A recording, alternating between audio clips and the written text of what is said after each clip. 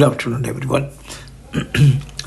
Today we are going to dwell on our pet subject, favorite subject, known as pedagogical protocol. Now, people become pedagogue, people become teacher. They act like teachers, they talk like teachers, they dress like teacher, they look like teacher. But they don't have any kind of protocol of a teacher. They don't behave like their teacher in a proper protocol. I'm not talking about haphazard protocol, protocol that devised by an individual teacher. No, individual teacher should not actually devise, or individual teacher must not promulgate the pedagogical protocol for himself by his own. But he must follow the pedagogical protocol devised by those actually educationists and educators who understand what should be the pedagogical protocol, and they have actually propounded that kind of protocol for pedagogues. They should act according to the protocol, they should behave according to the protocol. They should have a relation with the student, but under the protocol. They should distance the student under the protocol. They can go closer to the student under the protocol.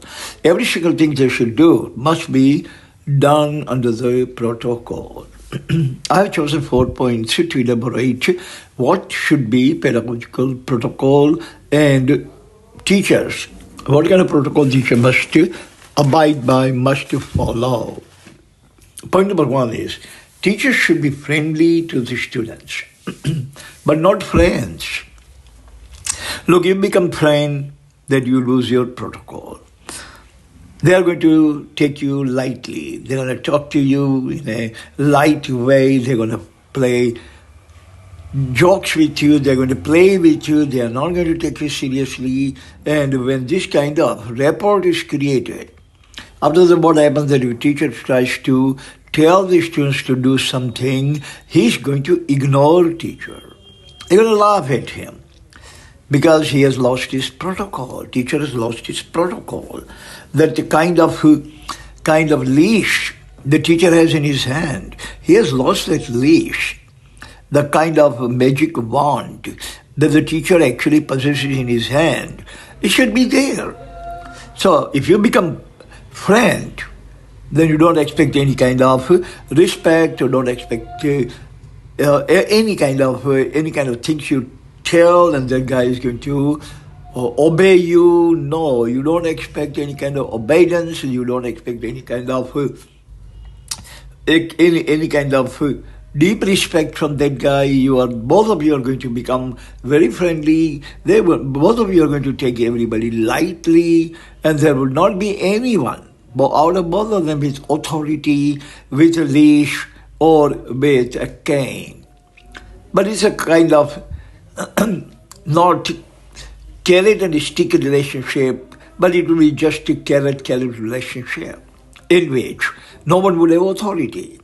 So when teacher actually loses his authority or her authority, he or she doesn't remain a teacher. They cease to be teacher, because at that point, students are not going to listen to you, students are not going to obey you, students are not going to comply you, and students are not going to follow you, because you become friend. But just be friendly. Friendly means in your behavior, you just relax, you just laugh, you just talk in a protocol, under the boundaries of the protocol, without being friend. Number 2, teachers always keep students to stay hungry and stay foolish.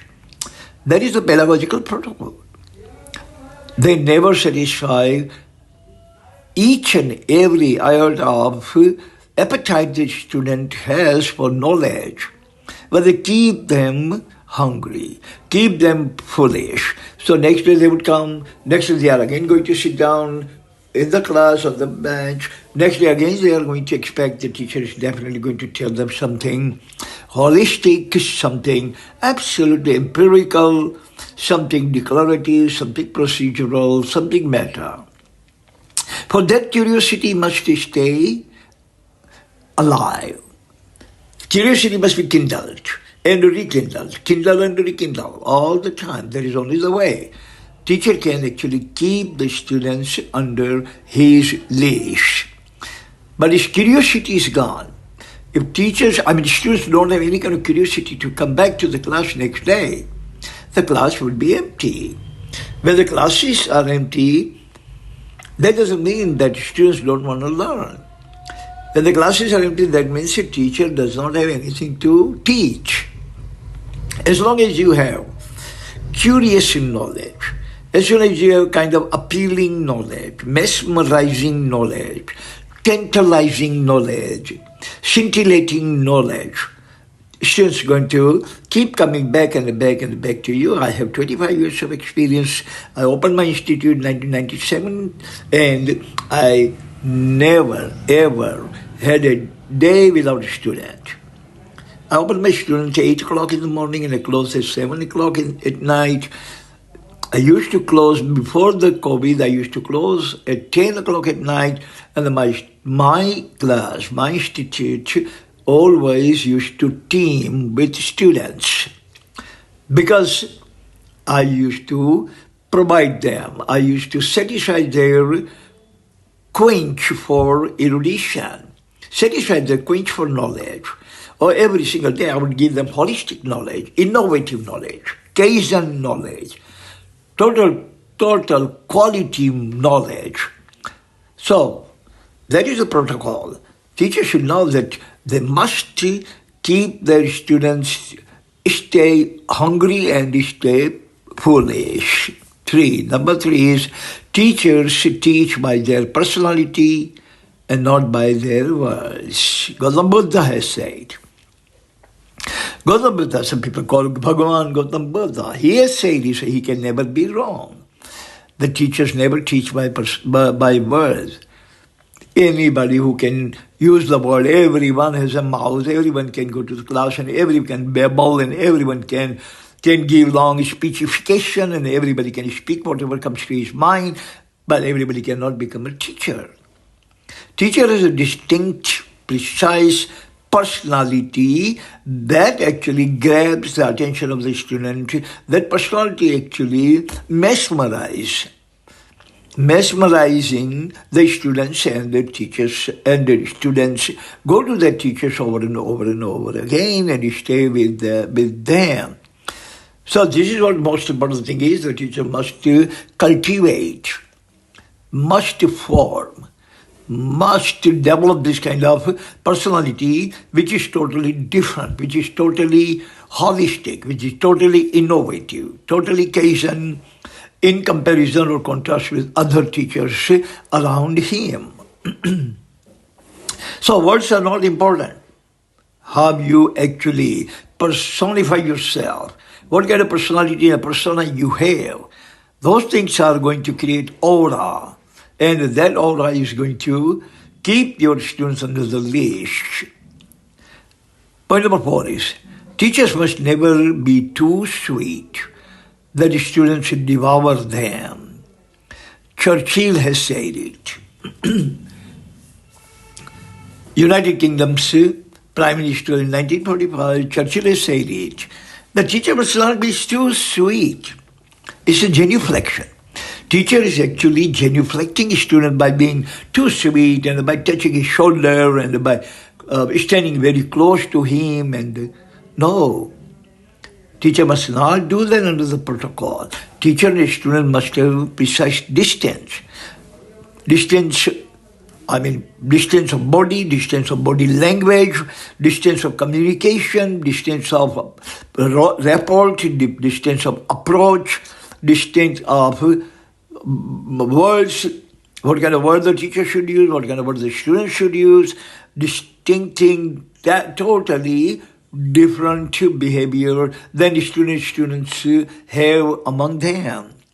So when teachers actually talk to the student, they should have a special kind of persona and the personality, the same thing, vice versa. Students should have the same kind of chosen word, chosen approach, chosen tune, chosen body language when they talk to their teachers. If teachers are going to be too friendly, students are going to think that this teacher is genuflecting. Maska મારે છે,